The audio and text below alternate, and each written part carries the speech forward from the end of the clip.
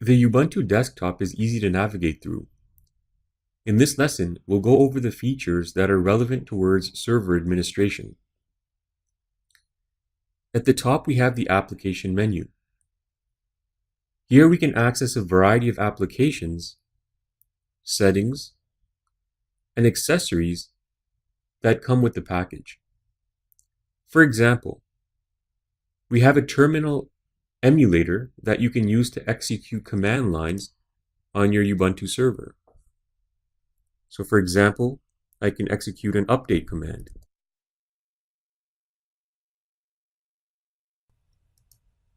There's also a built-in text editor that can be accessed under the Accessories menu. The editor is called Mousepad. We can also adjust a variety of different system configurations under the Settings menu.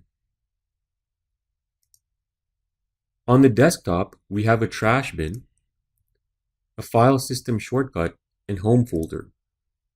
Double-click on File System. Here we have access to many important system folders and files. To access your web root folder, double-click on the var directory and then www.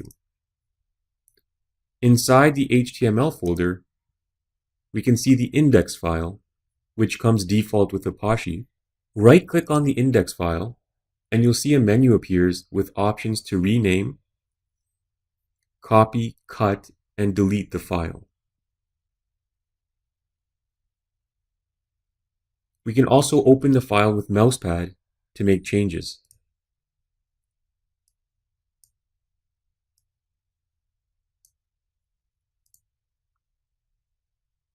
Now go back to the var directory by clicking the back button.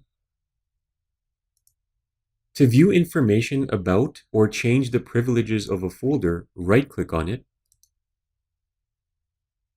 select Properties. Under the General tab, we can see the size of the folder and all its contents. This folder has 3 items totaling 11.5 kilobytes. We can also see when it was last accessed and modified. Now click on the Permission tab. Here we can see the owner of a folder. In our case, we've given user Bob ownership of the web root folder and also elevated Bob's privileges to read, write, and execute. And so you can see that in this menu here. We can also see the permission settings for group users and all others.